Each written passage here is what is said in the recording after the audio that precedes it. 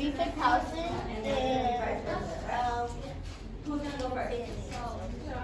I'm not. No, you're presenting as your team. Wait. Can you go grab them? So there aren't enough shelters in like New York City for homeless people. We're gonna wait for these girls to get back. And most of the shelters you have to like pay for them to enter. And sometimes shelters are like too far from where the homeless people are. And you have to like walk very long distances in the cold to get to the shelter. And there should be more shelters because that's not fair to the homeless people and it's not.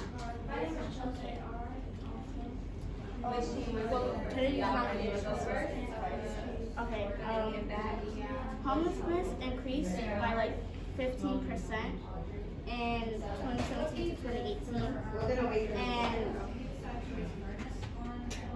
for the second year in a row. However, the amount of homeless people, I'm so sorry. There are many homeless people because the rent is like, for houses is too high and they can't pay enough money, so they lose their houses. So basically, pick social media because many people use it, and for example, they use like Snapchat, Instagram, Twitter, Facebook, Pinterest.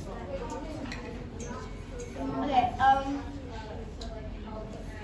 this is based on housing, and we thought that people spend so much time on social media and information on social media.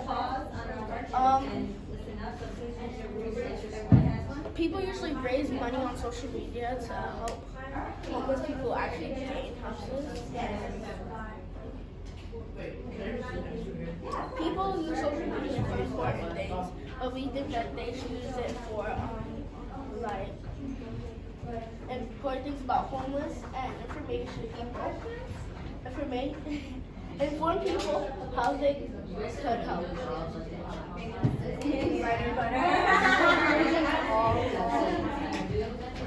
Basically, what we're all saying is that you should save your money, so like you should pay for your bills and everything, so you don't have to be how long.